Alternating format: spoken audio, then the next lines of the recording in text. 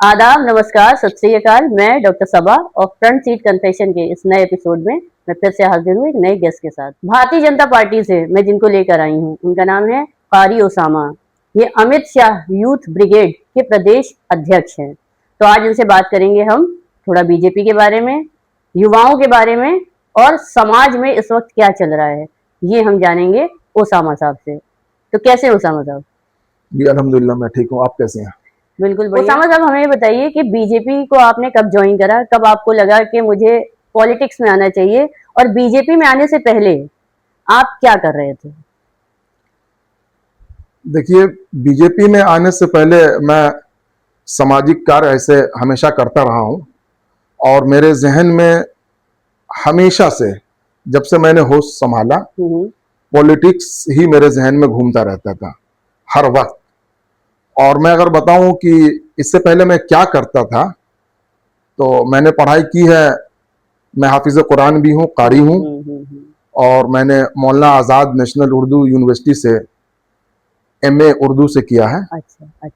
और मैंने अपनी खिदमत भी अंजाम दी है। 13 साल मैं एक मस्जिद में बतौर नाइब इमाम रहा है। अरे वाह। और उसके बाद ये मैं बोला आपको कि पॉलिटिक्स जो है, मैं जब मस्जिद में था तो भी और उससे पहले भी 24 घंटा मेरे जहन में पॉलिटिक्स की घूमता था और सेवा ही घूमता है कि मैं समाज का कैसे सेवा कर सकूं या कैसे मुझे कोई अवसर मिले जो मैं लोगों को काम आ सकूं। और मस्जिद में रहने के दौरान ही जो है, मैंने एक रिसर्च किया। मैं अब तक 54,000 लोगों से बात कर चुका हूं 15 साल में। उसका अब कैलकुलेशन ये है कि 10 लोगों से मैं डेली मिलता था और उनकी सारी चीजों को समझता था, उनकी सोच जानना चाहता था, उनकी समस्याओं को समझता था, देश के प्रति और उनकी समाज के लिए, और अलग अलग पार्टियां कि आप बीजेपी के बारे में क्या सोचते हैं, सपा, कांग्रेस और तमाम पार्टियों के बारे में क्या सोचते हैं। तो मैं तकरीबन नहीं, मैं कैलकुलेटेड कह रहा हूं, मैं 15 साल में 54,000 लोगों से मैं बात कर चुका हूं। तब उस नतीजे पे मैं पहुंचा कि फाइनल कि नहीं, मुझे जो है पॉलिटिक्स में आकर, और अगर पॉलिटिक्स में मुझे मौका मिला तो मैं समाज के लिए और उससे पहले अपने भारत देश के लिए कुछ अच्छा करूंगा। तो आपने भारतीय जनता पार्टी को ही क्यों चुना? मैं ये इसलिए पूछ रही हूँ आपसे क्योंकि ऐसा लोगों का परसेप्शन है कि मुसलमान बीजेपी को वोट नहीं देता जी, और आप तो बीजेपी से ही जुड़ गए जी। बीजेपी में आपको यूथ ब्रिगेड का प्रदेश अध्यक्ष बना दिया गया। तो इस मिथ को जरा तोड़िए, जो लोगों को ऐसा लगता है कि मुसलमान भाजपा को वोट नहीं देता या भाजपा को सपोर्ट नहीं करता, क्योंकि आप एक जीता जाता एग्जाम्पल है उसका। तो ये बताइए कि आप बीजेपी से क्यों जुड़े, उसकी क्या आइडियोलॉजी आपको पसंद आई जो आपको लगा मुझे इस पार्टी के थ्रू समाज की सेवा करनी है? इसमें देखिए कि मुझे जो लगा, मैंने जो रिसर्च किया, जो समझा, एक मुझे शायद उदय प्रताप जी का शेर है कि न तेरा है न मेरा है ये हिंदुस्तान सबका है। न तेरा है न मेरा है ये हिंदुस्तान सबका है। नहीं समझी गई ये बात तो नुकसान सबका है। नहीं समझी गई ये बात तो नुकसान सबका है। जो नदियां मिल गई वो दिखलाई नहीं देती, जो नदियां मिल गई वो दिखलाई नहीं देती, मगर महासागर बनाने में एहसान सबका है। तो बीजेपी में आने का मकसद जो है, जहां तक बीजेपी का मैं सोच पा रहा हूं कि बीजेपी का एक विजन वो बिल्कुल क्लियर है। और बीजेपी के विजन में है कि सबसे पहला जो है, जो उनके आइडियोलॉजी में है, राष्ट्र प्रथम, राष्ट्र सर्वोपरि, उसके बाद ही सारी चीजें आती है। तो सबसे बड़ा मुझे अच्छा ये लगा कि यार, आप जिस मुल्क में रहते हो उसके लिए कुछ करना, उसके लिए सोचना, और उसके लिए आपकी ईमानदारी और निष्ठा जो है बिल्कुल 100% बिल्कुल सच और सही होनी चाहिए। तो ये चीजें मुझे बीजेपी में ही दिखी। और बीजेपी के तमाम बड़े जो नेता हैं, हमारे माननीय प्रधानमंत्री जी, देश के सबसे पॉपुलर और यशस्वी गृह मंत्री श्री अमित शाह जी, जो अमित शाह यूथ ब्रिगेड के मार्गदर्शक और संरक्षक भी है। आप लोगों का योगदान देख के माननीय योगी आदित्यनाथ जी, मुख्यमंत्री उत्तर प्रदेश, तो इन लोगों का सबका जो विजन मैम क्लियर है, देश की सेवा, सेकेंडरी मैटर पे सारी चीजें आती है। तो इसलिए मैंने बीजेपी को चुना और मुझे लगता है कि बीजेपी को चुनने के बाद हमारी यही कोशिश रहेगी कि बीजेपी के साथ अल्पसंख्यक के समाज जो भी लोग हैं वो बीजेपी से आए और बीजेपी को आकर नजदीक से देखें, क्योंकि दूरियां और खाइयां बहुत है। उसामा जी, हम लोग ने देखा कि आपने बंगाल में इलेक्शन में बड़ा काम करा, बड़ी मेहनत करी। बिहार में भी किया था। हाँ, और आपने अपनी मेहनत से, अपनी कोशिश से बीजेपी जीत भी गई आपकी कोशिश से। तो हमें बताइए कि राजनीति में आपके इस सफर में अब तक का सबसे बड़ा संघर्ष आपका क्या रहा? संघर्ष मेरा सबसे बड़ा ये रहा कि एक इंसान जिसके पास न नाम हो न पैसे हो, उसके बाद वो अपने बात और काम के बल पर ये सफर जारी कर रहा हो, तो मुझे लगता है कि सबसे बड़ा संघर्ष मेरा ये रहा कि ना नाम ना कोई पैसा, अपने काम और अपने बात के दम पर लोगों का दिल जीतना। और जब ये सारी चीजें नहीं होती है और आप अगर किसी के पास जाते हैं तो वो आपको शक के निगाह से देखता है, लेकिन जब आप उसी इंसान के लिए 2 बजे रात में खड़े होते हैं उसके काम के लिए और उसकी परेशानियों में साथ देते हैं, तो उसी में से कुछ लोग आपके सफर में साथ आने लगते हैं। तो सबसे बड़ा संघर्ष यही रहा कि ना कोई नाम, ना कोई बैकग्राउंड, ना कोई पैसा, उसके बाद भी अपने काम और अपनी बातों के दम पर मैं यहाँ तक पहुंचा हूँ। तो ये तो आप युवाओं के लिए एक प्रेरणा स्रोत हुए, उन युवाओं के लिए जो राजनीति में आना चाहते हैं लेकिन उनके पास कोई बैकग्राउंड नहीं है, कोई सपोर्ट नहीं है, कोई बैकिंग नहीं है जी। तो वो आपसे प्रेरणा ले सकते हैं कि अगर आप पूरी श्रद्धा से, पूरे तन मन से किसी काम को करने में लग जाएंगे, फर्म डिटर्मिनेशन के साथ जी, और सही दिशा में आगे बढ़ेंगे तो आप अपनी मंजिल तक पहुंच ही जाएंगे। बिल्कुल बिल्कुल बिल्कुल बिल्कुल। अगर आपके अंदर, मेरा सीधा कहना है, ईमानदारी होनी चाहिए, चाहे आप कहीं भी हो, किसी भी फील्ड में काम कर रहे हो, ईमानदारी जरूरी है और काम जरूरी है जमीन पर आकर। मैंने जो, आप यकीन जानिएगा, मैं तो बहुत छोटा सा कार्य करता हूँ, बहुत छोटा सा, लेकिन मैं हफ्तों महीनों पड़ा रहा जहां भी इलेक्शन हुआ, और ऐसा नहीं कि मुझे ये लगा कि कोई बड़े नेता मुझे देख ले या मैं उनकी नजर में आ जाऊं, मेरी कोई ऐसी नीयत भी नहीं थी। बस मुझे ये काम का जुनून है और भाजपा भारत में बनी रहे और उसके साथ साथ भारतीय मुसलमान, तमाम भारतीय लोग खुश खर्रम रहे, ये मेरी सबसे प्राथमिकता, ये जुनून मेरे अंदर सवार है। इसी जुनून के लिए मैं हर जगह कैंपेनिंग में मैं गया और वहां कैंपेनिंग किया, अपने खर्चे पे, अपनी सारी चीजों पे। ये मेरा जुनून है और यही जुनून मुझे लगता है कि आगे ले जाए। तो जो अमित शाह यूथ ब्रिगेड है जी, इसका मकसद क्या है? इसके अंतर्गत आप क्या करने वाले हैं? अमित शाह यूथ ब्रिगेड का एक संगठन है, आज इसके संरक्षक मार्गदर्शक माननीय गृह मंत्री श्री अमित शाह जी हैं। इसका जो एक मोटिव है, जो प्लान है, वो समाज में खासकर नौजवानों को भारत के प्रति निष्ठा और ईमानदारी सिखाना, समाज में अलग अलग विषयों पर काम करना, जैसे एजुकेशन है, समाज सेवी है, लोगों की मदद है, गरीबों की मदद है। तो ये संगठन का उच्च विस्तार ये है, और उसके साथ साथ माननीय कर्म योगी श्री अमित शाह जी के नीतियों को, सिद्धांतों को, उनके उद्देश्यों को, उनके विचारों को भारत के अंतिम व्यक्ति तक पहुंचाने का कार्य के मकसद से ये अमित शाह यूथ ब्रिगेड का संगठन का एक बनाया गया इसको। तो यूथ के एजुकेशन और एम्प्लॉयमेंट के लिए आप क्या करने वाले हैं? यूथ के एजुकेशन और एम्प्लॉय के लिए तो मेरी तो यही कोशिश है कि, और रहेगी भी, कि यूथ को सबसे पहले उनको जागरूक करना और उनका माइंड सेट करना कि आप एजुकेशन के प्रति जो है आप अपनी पूरी ईमानदारी बरतिए और जिम्मेदारी से पढ़ाई कीजिए। जब आपके पास सारी काबिलियत और मजबूती रहेगी तो मुझे नहीं लगता है कि आप किसी भी कंपटीशन, किसी भी चीजों में आप छांटे चले जाएंगे। ये दिल बहलाने के लिए ख्याल अच्छा गालिब कि मुझे ऐसा कर दिया, मुझे वैसा कर दिया, मुझे छांट दिया, मुझे फेल कर दिया गया। जिनको पास होना होता जिंदगी में, उनको फेल कोई नहीं कर पाता। आज आप देख लीजिए, अगर आप माननीय प्रधानमंत्री जी को, आधी दुनिया उनके भारत लगी हुई है उनको फेल करने में, लेकिन उनके अंदर काबिलियत है, उनके अंदर चीजें हैं। माननीय गृह मंत्री को आप देख लिए, माननीय श्री गृह मंत्री अमित शाह जी को, कोई नहीं उनको रोक पा रहा है। तो काबिलियत होगी तो आप एजुकेशन में भी आगे बढ़ते चले जाएंगे मेरी समझ से।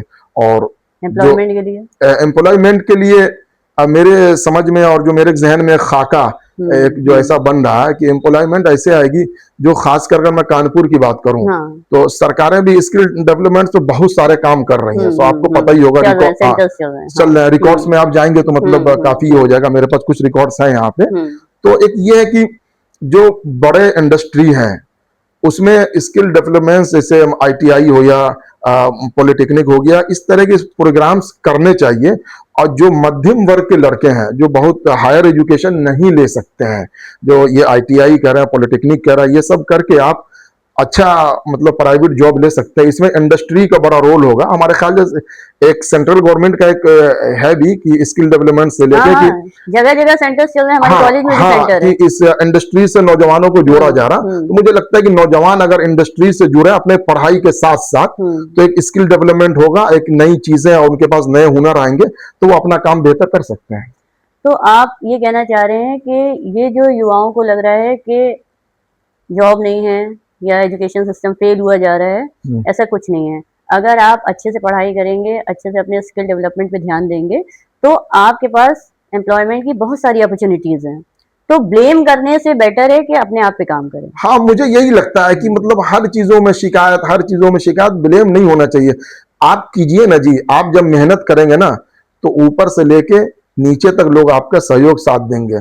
अब आप बताइए कि एक लड़का है या कोई भी स्टूडेंट है, वो कहीं कंपटीशन दे रहा है किसी चीज में, किसी यूनिवर्सिटी में, जब उसके नंबर 80 से 90% आते हैं तो लोग तमाम ये कहते हैं कि क्या उसको बोलते हैं NGO वाले और सरकारें भी, ये तमाम प्राइवेट लोग भी उसका सहयोग करते हैं। अरे यार 90% नंबर लाया, थोड़ी सी चीजें इसकी मदद कर दो तो इसका एडमिशन हो जाएगा। लेकिन आप उस जगह पे जो मेरा मानना है आप 50% लाइए, उसके बाद शिकायत कीजिए कि यार मेरे साथ ये नहीं हो रहा, वो नहीं हो रहा, तो मेरी समझ से ये ठीक बात नहीं है। आप फोकस कीजिए पूरी, मतलब अपनी जिम्मेदारी से 100% दीजिए तो रिजल्ट आपको 100% मिलेगा। जैसे आप जैसी लोग खुद समाज सेविका हैं और इतना काम करती हैं तो आप खुद ही कर रही हैं कि आपको नहीं लगता है कि कोई अगर अच्छा रिजल्ट लाया, थोड़ी सी कमियां रहेगी या फाइनेंस का या किसी चीज का, तो आदमी उसको सपोर्ट तो करता ही करता है। कर रही है, बहुत सारी ऑर्गेनाइजेशन सपोर्ट करती है। मेरा और मैं जैसे देखती हूँ कि गवर्नमेंट भी सपोर्ट कर रही है। गवर्नमेंट की तरफ से भी MSME और स्मॉल एंटरप्राइजेस के लिए लोन दिए जा रहे हैं। हाँ, बिल्कुल लोन दिए जा रहे हैं। मतलब उत्तर प्रदेश सरकार में भी लोन है, मतलब कहने का, और नो इंटरेस्ट पे लोन है। ये तो सरकारें बार बार मतलब अपने ऐड में अपनी चीजों में बता ही रही हैं। तो इन सब चीजों का नौजवानों को मुझे लगता है कि फायदा उठाना चाहिए। आज सोशल मीडिया पर नफरत और ध्रुवीकरण बहुत बढ़ता चला जा रहा है जी। हमें ये बताइए कि युवाओं को इससे कैसे बचना चाहिए? युवाओं को देखिए इससे बचना चाहिए, और कैसे बचना चाहिए, युवाओं को दो तीन चीजों पर ध्यान देना चाहिए। खासकर अगर सोशल मीडिया के जरिए ध्रुवीकरण और नफरत फैल रहा है तो एक बटन होता है शेयर का और एक बटन है आपके माइंड में थिंक का। तो आप अगर किसी चीज को शेयर कर रहे हैं तो जो फेसबुक का बटन है शेयर का, उससे पहले अपने माइंड के बटन को खोलिए, बटन को थिंक का, और सोचिए कि जो मैं शेयर कर रहा हूं वो क्या सही है, क्या गलत है, किस स्रोत से आया हुआ या मैसेज है या वीडियो है, इसकी तथ्य क्या है। उसके बाद आप शेयर कीजिए। अभी हो क्या रहा है नौजवानों में कि जो चीजें आई, जो रील आया, बस उसको फॉरवर्ड कर देते हैं, बस इसको फॉरवर्ड आगे आगे। और उसमें एक ये भी मुझे लगता है कि अपना नंबर भी बढ़ाना चाहते हैं कि वो सबसे पहले ये वाली चीजें जो मैंने आपको भेजी, मतलब कहने का सबसे पहले मैंने आपको दिया, वो इस चीजें में मुझे लगता है। एक बात मैं और बता दूं, इसमें सिर्फ युवा या जो टीनेजर है वो नहीं है, मैं आपको बताने जा रहा हूँ। टीनेजर तो आजकल जो मतलब रील्स देखते हैं, तमाम तरह की डांस है, भोजपुरी है, तमाम चीजें देखते हैं, वो उसमें मतलब उनकी मतलब वो उसमें बिजी है। ये जो रील शेयर करने में जो नफरत और ध्रुवीकरण की बात है ना, इसमें टीनेजर का मुझे लगता है कम रोल है। इसमें जितने उससे ऊपर के हैं, जितने बड़े वाले हैं, जो अपने आप को कहते हैं कि मैं मतलब के दानिश्वर भी हो गया हूं, मैं सूझबूझ भी लाऊंगे, मेरे बेटे हैं, मेरे पोते हैं, ये सब उसमें मुलव्विस हैं। बस वो देखते नहीं है, फॉरवर्ड फॉरवर्ड फॉरवर्ड 1000 रील्स इंसान समझिए कि डेली शेयर करता है। आप उसका अगर तथ्य जानेंगे तो उसमें से मुझे लगता है कि 5 से 10 रील जो मतलब जो वीडियोज या न्यूज जो होते हैं वो सही होते हैं। तो बच्चों से ज्यादा, युवाओं से ज्यादा मुझे लगता है इस पर बड़ों को कंट्रोल करना चाहिए और उनको सोचना चाहिए कि मैं क्या कर रहा हूं, इसमें दोनों जिम्मेदार हैं। और जब गलत न्यूज जाता है ना, एक चीज आपने फॉरवर्ड कर दी तो उसको आपको फिर रिकवर करना, उसको बचाना आपके मतलब मुश्किल हो जाएगा, वो आपके हाथ में वो चीज है ही नहीं। तो इस पे लगता है कि मुझे जो शेयर का बटन है उससे पहले थिंक का बटन माइंड का दबाना चाहिए और सोचना चाहिए सारी चीजों को, उसके बाद शेयर करना चाहिए। बहुत अच्छी बात इन्होंने बताई कि हमें सोशल मीडिया पर अवेलेबल हर कंटेंट पर यकीन नहीं करना है और हर बात से अग्रेसिव नहीं हो जाना है, ट्रिगर नहीं हो जाना है कि अच्छा किसी ने ऐसे कह दिया तो आप उस चीज को और फैला रहे हैं। हमको सोचना है कि हम जो ये देख रहे हैं इसमें कुछ फैक्ट है, कुछ सच्चाई है, और फिर हमें शेयर का बटन दबाना है। और शेयर का बटन हमको दबाना ही क्यों है? और मैं ये बताइए कि अलग अलग धर्मों के लोगों के बीच भरोसा और संवाद कैसे बढ़ाया जाए? अलग अलग धर्मों के बीच संवाद और भरोसा बढ़ाने का उसमें बहुत सारे तरीके हैं, लेकिन जो मुझे लग रहा है कि लोगों को, नौजवानों को बहुत सारी जगहों पे एक प्लेटफॉर्म पे आना चाहिए। जैसे अगर कहीं पे क्रिकेट मैच हो रहा है या क्रिकेट मैच कोई ऑर्गेनाइजेशन करा रही है तो उसमें एक टीम अगर मतलब के अल्पसंख्यक या मुसलमानों की है तो एक टीम हमारे बिरादर वतन की भी, हमारे हिंदू भाई की भी होनी चाहिए और दोनों टीम आपस में खेले। अगर कहीं पर सफाई अभियान चल रहा है तो वहां पे कुछ लोग मुसलमान लड़के हो तो कुछ लोग हिंदू भी हो, दोनों साथ मिलके किसी चीज की, रोड की या किसी भी समाज में कोई सफाई का कार्य चल रहा हो, इस तरह का वो काम अगर करते हैं। कहीं पे कोई प्रोग्राम्स हो रहा, खासकर ऐसे प्रोग्राम्स किए जाए जहां पे दोनों समुदाय के लोग आए और दोनों समुदाय के लोग आकर एक जगह बैठे और खाएं। आप यकीन जानिएगा मेरे अंदर हिंदू मुस्लिम नाम की कोई चीज नहीं है। मैं, आप यकीन जानिएगा, मैं ना जाने कितने अपने दोस्तों की जो पंडित भी है, तमाम चीजें हैं और जो नॉर्मल है, मैं उनका झूठा पी लेता हूं, हमें कोई दिक्कत नहीं है। वो तो आपके दिल पे है, मतलब कहने का आपका अगर दिल गवारा किया किसी का झूठा पीना तो पी लीजिए आप, मैं पीता हूं, हमें कोई दिक्कत नहीं है। तो इन सब चीजों से मुझे लगता है कि ये जो आप जहां हिंदू मुस्लिम की बातें कर रहे हैं ये सब चीजें कम होगा, लेकिन इनकी ये चीजें जब कम होगी कि दोनों तरफ से दोनों लोगों को दिल आपको बड़ा करना पड़ेगा, तब ये जाके कम होगी। हवा हवाई बातों में जो है कुछ कम नहीं होगी। और कोई एक प्रोग्राम्स करा दिया और वहां पे दोनों समुदाय के लोगों को कुछ बैठाल दिया, कुछ मीडिया बाजी हो गई, कुछ नहीं होगी। ये धरातल पे मैडम ये है ही नहीं, ये सिर्फ प्रोग्राम्स में, बैनर में दिख रहे हैं। हिंदू मुस्लिम एकता, हिंदू मुस्लिम एकता जब ही होगा जब मुझे याद आ रहा किसी का कि वो है कि जमी पर घर बनाया है मगर जन्नत में रहते हैं, जमी पर घर बनाया है मगर जन्नत में रहते हैं, हमारी खुश नसीबी है कि हम भारत में रहते हैं। तो मुझे लगता है पहले इस पे सोचना चाहिए। तो अब वो मतलब अलग अलग पॉइंट्स, अलग अलग चीजों पे लोग सोचते हैं, तो इस पे जो है ये दूरियां नहीं पैदा होंगी। दोनों तरफ से दिल बड़ा करना पड़ेगा और आकर धरातल पे आकर काम करना होगा। अगर मुख्यमंत्री के साथ एक दिन आपको काम करने को मिले जी, तो किस मुद्दे पे आप काम करेंगे? अगर माननीय मुख्यमंत्री जी के साथ एक दिन का अगर मुझे वक्त मिलता है काम करने के लिए, तो मैं जो पहला तो मैं ये कहूंगा कि जितने हमारे भारत में, खासकर उत्तर प्रदेश में युवा हैं, उनकी सारी डेटा हमारे पास और मुख्यमंत्री जी के पास होनी चाहिए। ये डेटा का मतलब ये हो गया कि कौन युवा किस लायक है, कौन सा काम कर रहा है, किसको क्या जरूरत है। ये डेटा जब पूरा होगा तो हम युवा को मतलब कि एकजुट कर सकते हैं और उसके सारी चीजों को ध्यान में रखते हुए, और जब युवा एकजुट होगा तो आप समझ लीजिए कि उत्तर प्रदेश कामयाब होगा, उत्तर प्रदेश जीतेगा। और उत्तर प्रदेश जब जीतेगा तो जाहिर सी बात है कि देश जीतेगा। तो एक तो युवाओं का सारी डेटा होनी चाहिए कि युवाओं के साथ क्या कमियां हैं, क्या दिक्कतें आ रही है, उसको हल किया जाए। दूसरा, जो अगर मैं बोलूं कि अगर मुख्यमंत्री जी के साथ मुझे एक दिन का काम करने का मौका मिल जाए तो मैं ये कहूंगा कि ये जो गवर्नेंस है, ये जो काम मतलब के लॉ एंड ऑर्डर पे किया जा रहा है अब तक जो हुआ है, इसका लॉ एंड ऑर्डर पे खासकर बात कर रहा हूं मैं, इसको इतना सख्त कर दिया जाए कि एक इंसान और एक कमजोर इंसान जो बिल्कुल पिछड़ा है उसके साथ किसी भी तरीके का कोई भी उससे मजबूत आदमी या कोई भी बाहुबली जबरदस्ती या उसके साथ गलत सलूक करने का उसके जहन में भी नहीं आवे, वो सोचे ही नहीं कि मैं ये कार्य करूं। मैं उत्तर प्रदेश में मैं रहता हूं, उसके दिमाग में आए नहीं। तो ये दूसरा मेरा रहेगा कि माननीय मुख्यमंत्री जी से अगर काम करने का मौका मिला कि ये इसको इतना और सख्त कर दिया जाए कि इंसान के अंदर जहन में ख्याल ही पैदा ना कर पावे वो कि मैं किसी मजलूम के साथ मैं जुल्म करने का मैं सोचूं। एक आखिरी सवाल जी, आप अमित शाह यूथ ब्रिगेड के प्रदेश अध्यक्ष हैं जी। अमित शाह जी को आप कैसे देखते हैं? कर्मयोगी माननीय श्री अमित शाह जी गृह मंत्री भारत सरकार को मैं देश के गार्जियन स्वरूप देखता हूं। वो हमारे भारत के गार्जियन हैं और भारत को वो बिल्कुल फिल्टर कर रहे हैं। वो जब गृह मंत्री का पद वो संभाले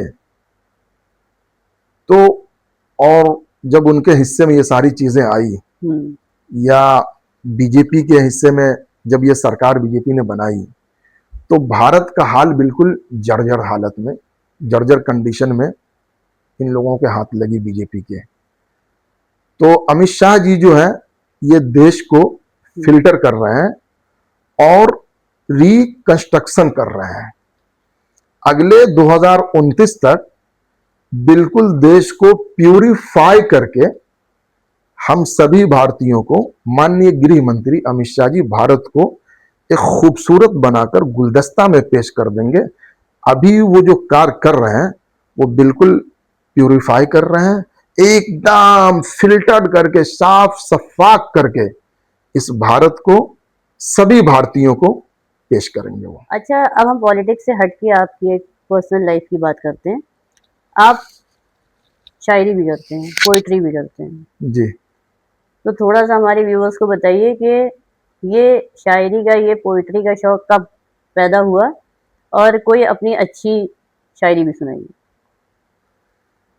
देखिए, शायरी और पोइट्री का हाँ शौक तो है लेकिन मैं लिखता नहीं हूं, मैं शायर नहीं हूं। हाँ, मुझे शायरी का शौक है और जैसे वो एक शेर है कि मैं सुखन फहम हूं गालिब का तरफदार नहीं। अच्छा। मैं सुखन फहम हूं गालिब का तरफदार नहीं। तो मतलब कहने का मुझे शायरी का शौक तो है, शायरी करता भी हूँ। जो बड़े शायर हैं उनको सुनता भी हूँ, बहुत सुनता हूँ मतलब कहने का। तो उसमें से एक मुझे राहत साहब के एक शेर याद आ रहे हैं कि मैं हमेशा इसको सोचता भी, उस पर अमल भी करता हूँ कि तूफानों से आंख मिलाओ सैलाबों पे वार करो, तूफानों से आंख मिलाओ सैलाबों पे वार करो, मल्लाहों का चक्कर छोड़ो तैर के दरिया पार करो। क्योंकि ये मुझे जो सूट करता है मेरे ऊपर, मतलब खुद करो, खुद किसी पे डिपेंड ना रहो। कोई चीज, कोई आपका सहारा नहीं बनने वाला। और जिस दिन आपके अंदर, ये तो फैक्ट है। हाँ, जिस दिन आपके अंदर काबिलियत आ जाएगी, आपके पास सोर्स आ जाएंगे, आपके पास पावर आ जाएंगे, ये सभी लोग फिर आपके साथ आ जाते हैं। तो ये मैं हमेशा, इससे मुझे मोटिवेट भी मैं होता हूँ इस शेर से। तो मैं इसको हमेशा पढ़ता हूँ। अभी मैं पिछले दिनों फिर राज साहब का एक शेर मैंने पोस्ट किया था फेसबुक पे कि ना हम सफर न किसी हम नशी से निकलेगा, हमारे पाँव का कांटा, ना हम सफर न किसी हम नशी से निकलेगा, हमारे पाँव का कांटा हम ही से निकलेगा। तो ये सब शेर मुझे मतलब कि बहुत पसंद है। ऐसे शायरी तो मुझे बहुत याद है लेकिन मैडम मैं बहुत सारी जिम्मेदारी की वजह से मैं भूल चुका हूँ मतलब कहने का। और मैं लिख देता हूँ, फेसबुक पे पोस्ट कर देता हूँ तो उसको पड़ी रहती है, कभी याद कर लेता हूँ। तो इस तरह से ये दो शायरी मतलब मुझे अच्छा लगता है। और एक मुझे वो भी बहुत शेर पसंद है कि जब मैं ट्रोल होता हूँ तो मैं ये कहता हूँ कि परवीन शाकिर का शेर है कि दुश्मनों के साथ अब दोस्त भी आजाद हैं, दुश्मनों के साथ अब दोस्त भी आजाद है, देखते हैं मुझ पे खींचता है पहला तीर कौन। तो ये मुझे शेर बहुत अच्छा लगता है और इससे मैं मोटिवेटेड भी होता हूँ, मतलब कहने का। चलिए, बहुत अच्छा लगा आपसे बात। तो अगले एपिसोड में फिर मुलाकात होगी एक अगले गेस्ट के साथ। तब तक के लिए नमस्कार। शुक्रिया आपका भी।